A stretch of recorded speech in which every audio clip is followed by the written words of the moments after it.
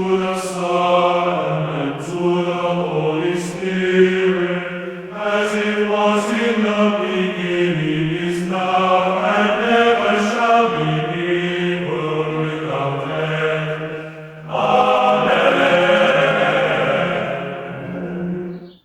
Olá, louvado seja nosso Senhor Jesus Cristo. Sejam todos muito bem-vindos mais uma vez ao canal Apostolado São José. Eu me chamo Antônio Medina.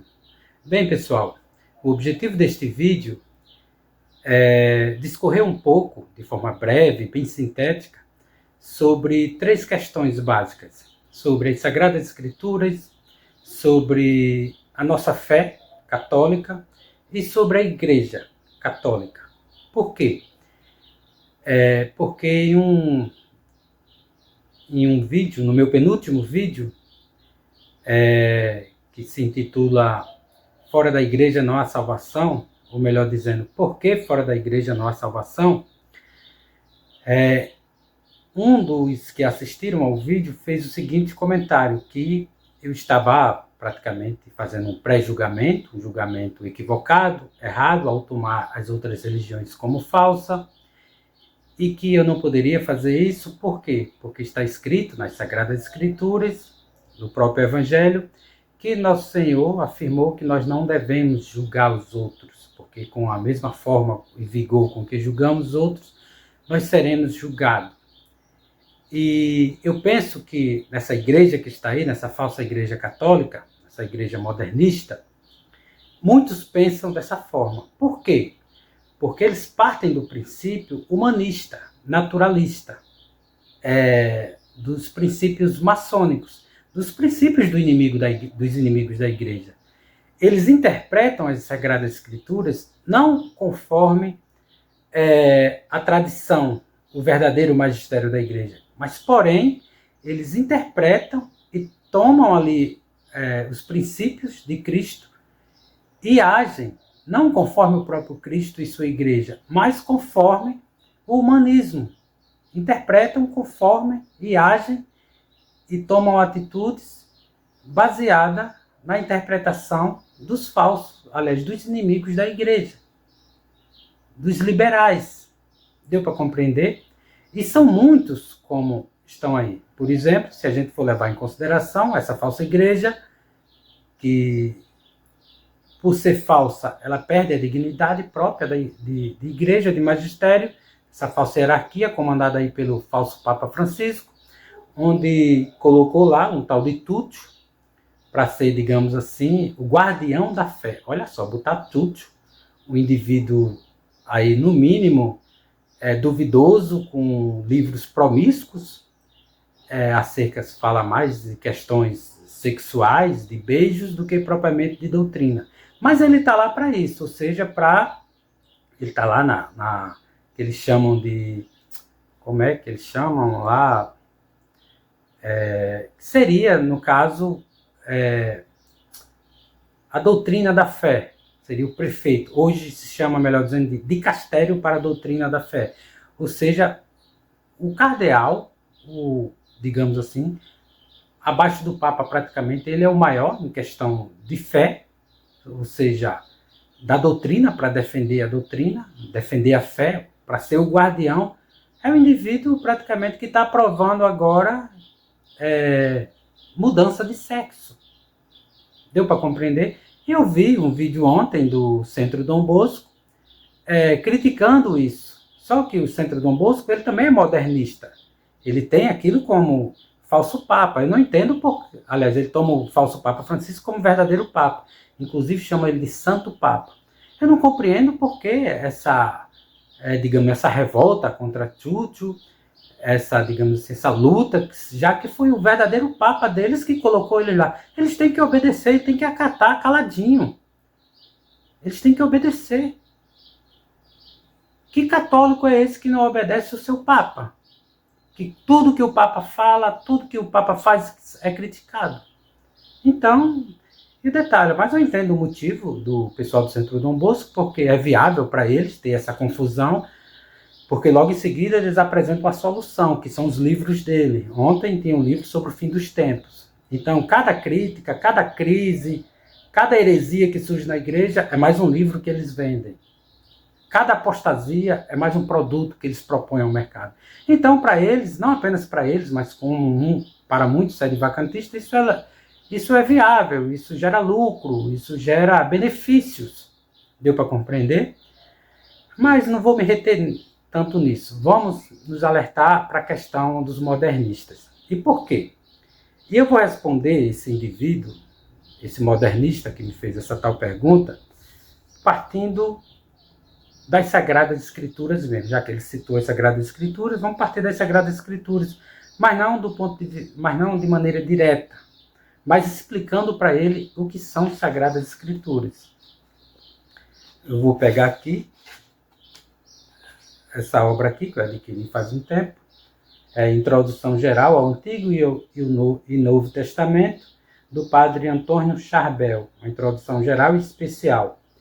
E logo no início aqui, ele fala sobre uma introdução às Sagradas Escrituras, introdução geral, e ele, digamos assim, como qualquer boa obra, ele começa pelo tema próprio proposto, já que é sobre a introdução geral, o Antigo e o Novo Testamento, que são as Sagradas Escrituras, ele vai discorrer sobre a Bíblia, ou Sagrada Escritura, que ele diz o seguinte, abre aspas, na questão conceitual. Bíblia ou Sagrada Escritura é a coleção dos livros que, escritos por inspiração do Divino Espírito Santo, têm a Deus por autor e, como tais, foram entregues à Igreja.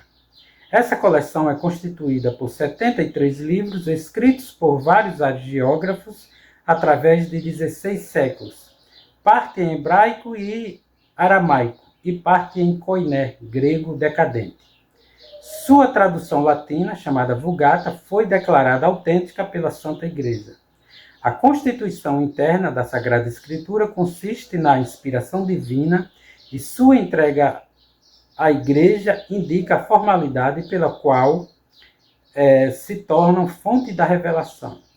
Qualquer livro que não se enquadra nestas normas não faz parte da Sagrada Escritura. Fecha aspas. Essa conceituação, pessoal, ela é tida e levada em consideração o que fala a doutrina da Santa Igreja, até mesmo o Concílio de Trento, sobre as Sagradas Escrituras, sobre o que é Sagrada Escritura. Então, as Sagradas Escrituras, ela é os livros, a Bíblia é um livro para católicos, de católicos para católicos. Ou seja, para aqueles que têm a fé. Vocês já ouviram, digamos assim, outras religiões utilizarem os seus livros sagrados para defender a fé alheia? Imagina um hindu defendendo a fé católica. Isso é impossível. Agora, os modernistas católicos utilizam as Sagradas Escrituras para defender as religiões alheias. As falsas religiões. E isso é inadmissível. Estou aqui com um exemplar da Bíblia, essa daqui, Bíblia Católica, de tradução do padre Matos, aliás, Antônio Pereira de Figueiredo. Eu também tenho uma do padre Matos Soares, mas eu prefiro essa aqui, do Antônio Pereira de Figueiredo. E essa tradução aqui é diretamente da Vulgata Latina, autorizada pela Igreja.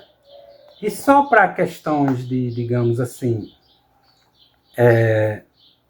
deixa-me ver aqui, só para concluir essa questão própria das Sagradas Escrituras, que eu quero enfatizar que as Sagradas Escrituras são católicas para católicos e para tirarmos os ensinamentos, conforme a Igreja foi tirando ao longo do tempo, para nós católicos.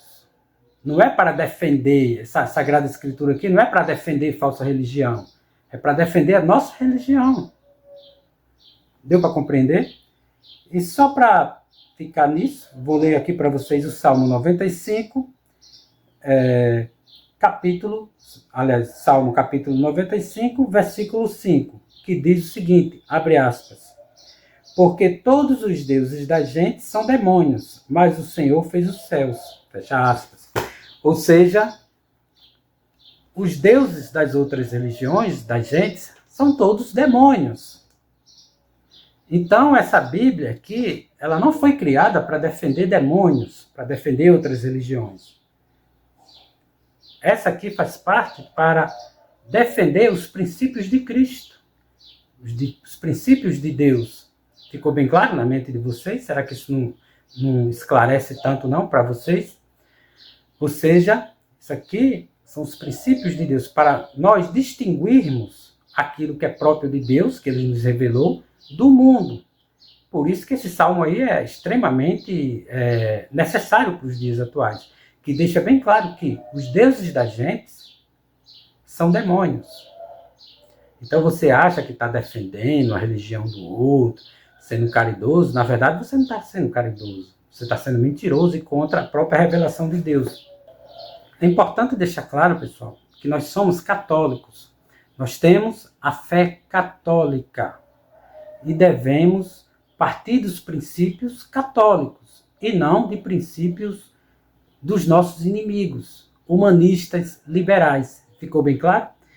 E para deixar isso aí, para esclarecer mais ainda isso, eu vou utilizar essa obra aqui, O Cristão Prático, do padre Frutuoso Hockenmayer. Ele, quando vai discorrer sobre os mandamentos, tem uma parte aqui bem interessante, que é especificamente sobre a fé. E o primeiro mandamento é amar a Deus sobre todas as coisas, ou seja, uma questão de fé, amarmos a Deus. E que Deus é esse? É aquele Deus professado pelas outras religiões, os demônios? Não, é o Deus cristão, é o próprio nosso Senhor Jesus Cristo, é a Santíssima Trindade. E fala o seguinte sobre essa nossa fé. Diz o seguinte, abre aspas, está na página 77. Abre aspas. O que quer dizer crer no sentido cristão da palavra? Crer no sentido cristão da palavra quer dizer, com o auxílio da graça, ter e admitir firmemente como verdade tudo o que Deus tem revelado e propõe a nossa crença pelo órgão da Santa Igreja. E ele explana mais ainda, em 3 pontos. Primeiro ponto, para crer é preciso, portanto, o auxílio da graça. A fé que só se baseasse na razão não seria aquela fé que nós entendemos no sentido cristão. Ponto 2. Devemos aceitar como verdade tudo o que Deus nos ensina pela Igreja e no sentido como esta o entende. Numa palavra, devemos crer o que crê a Igreja. Terceiro ponto. Como nossa fé repousa sobre a palavra de Deus, devemos crer firmemente nas verdades cristãs, sem jamais dar lugar à menor dúvida voluntária. E não sei se eu vou prosseguir aqui, mas eu vou prosseguir, que tem uma parte aqui bem interessante. Vamos agora desenvolver mais esta explicação sumária de nossa definição, respondendo às questões seguintes. Vou só a primeira questão. Quando as dúvidas contra a fé são culpáveis, o que isso significa? Eu creio o que crê a Igreja. Vamos lá, então.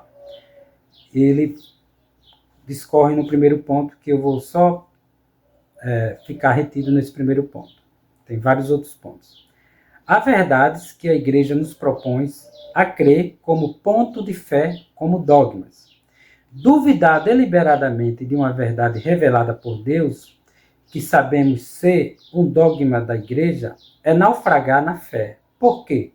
Porque quando a Igreja nos propõe uma verdade ou doutrina como de fé, é Deus mesmo que nos fala por ela. Ora, Deus é a verdade infalível, que não pode enganar-se nem enganar a nós.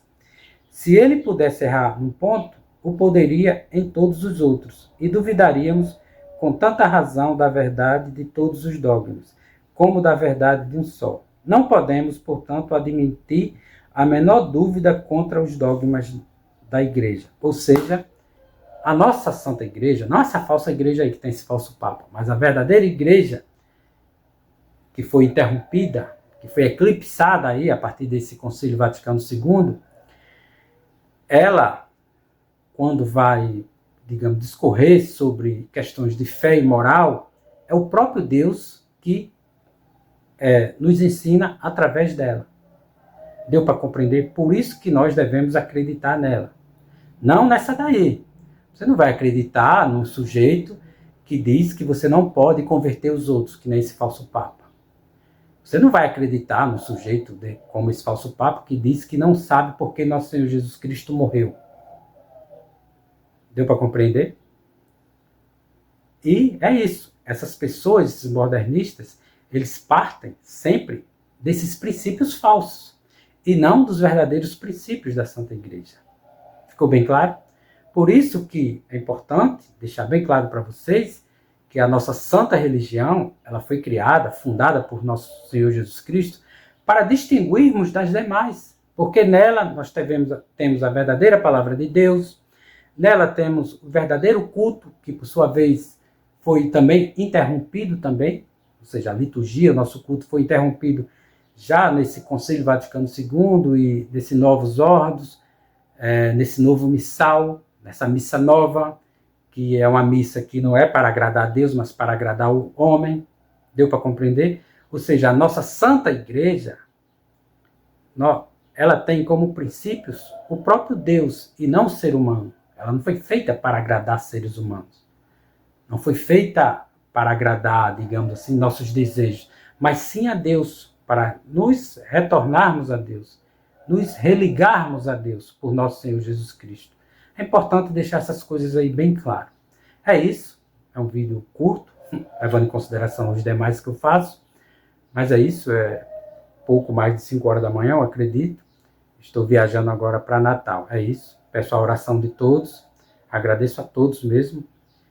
E é isso. Lembrando sempre que tudo para a glória de Deus e o bem das almas. E não esquecendo o nosso objetivo aqui na Terra, que é conhecer, amar e servir a Deus. É isso. Fiquem todos com Deus e até a próxima.